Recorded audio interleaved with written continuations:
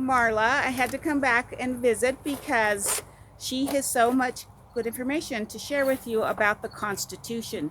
And then Marla's also a Cuban American, and so her experiences from her heritage are that they very much understand the Communist Manifesto and how scary and oppressive that can be, as well as, I think I already said this, but I'm here because she knows the Constitution so well. So, with that being said, take it away, Marla.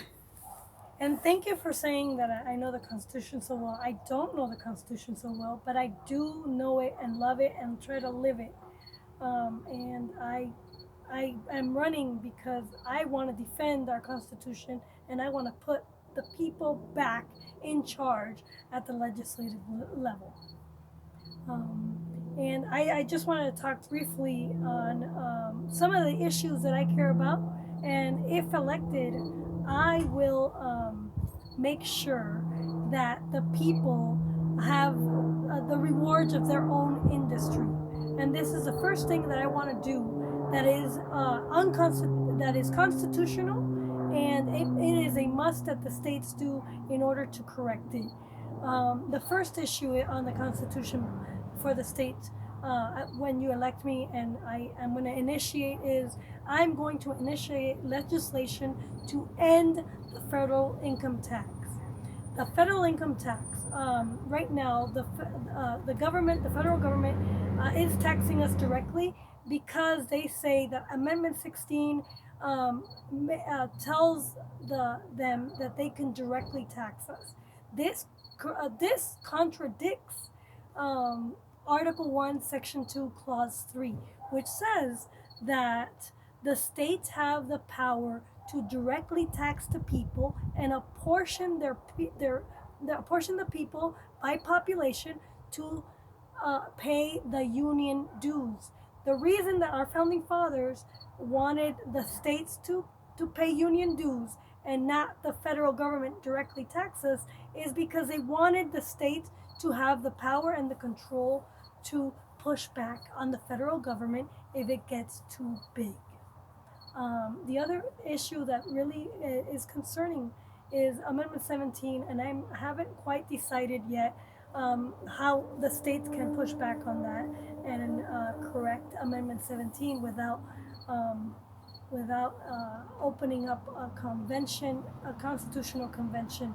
I don't recommend the constitutional convention right now because we have too many Marxists in our legislature who are trying to destroy America. Yes, Marxism is very well and alive here in America, and I am the first one that's going to um, sh- give a shout out on the fact that Democrats are the party of Marxists, and the Democrats are currently on the path towards subverting our country and turning us into a communist nation. And the reason I say that is because my parents' country was turned into a communist nation with the very things that the Democrats are doing in this country. Um, one of the things that I noticed that made me want to run for office is the fact that their use of the media to gather support um, and manipulate the discussion and um, what am I going to say, to manipulate the discussion and pit us against racism and blacks and whites in this country.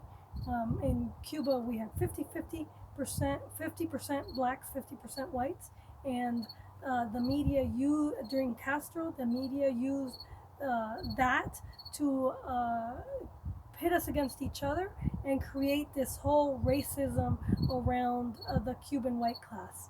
And they succeeded. Castro got a lot of media attention for being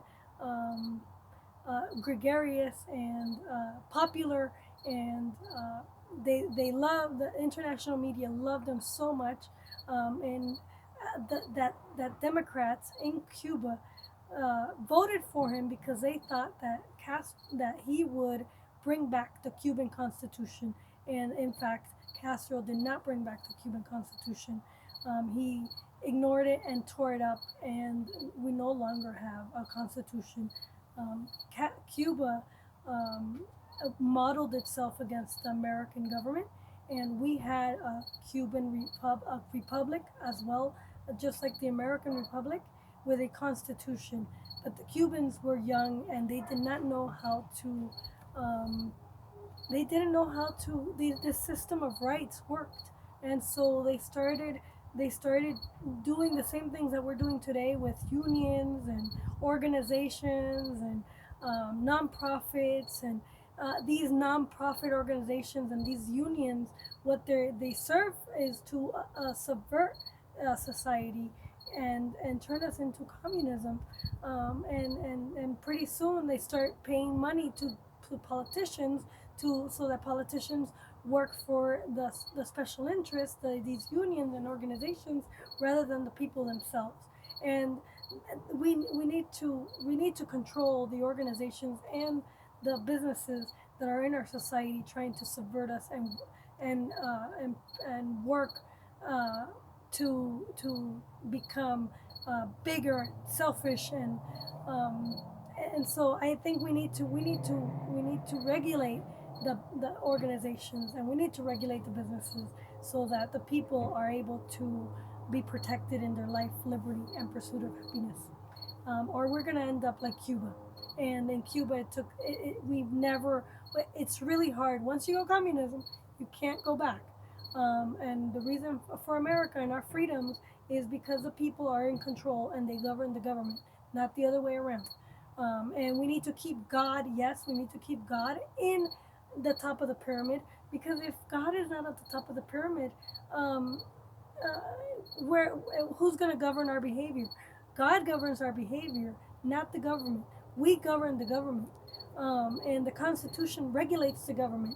And so the Constitution, if you believe in it, we need to unite around it, and we need to make sure and hold our politicians accountable for the Constitution. They need to protect our life and our liberty and our pursuit of happiness, and they can't make law that deprives life, liberty, or property.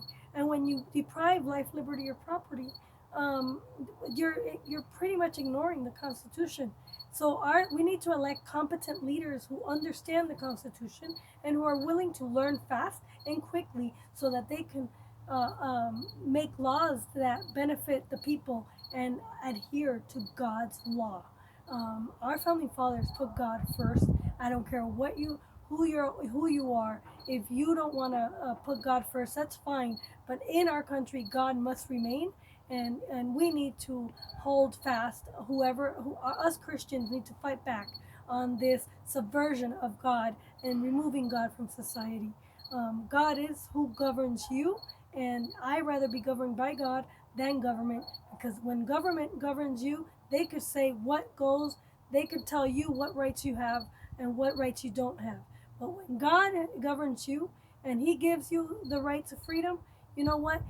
God is merciful, and He's not going to take away your rights. You could choose to obey Him, or you could choose to obey the devil. It's okay. But as long as we have enough people that are Christian and are willing to put God first, we're going to be okay too in America. And that's what's going to unite us together, and help us live better lives, and help together us fix the problems that we have in society. Um, Thank you very much.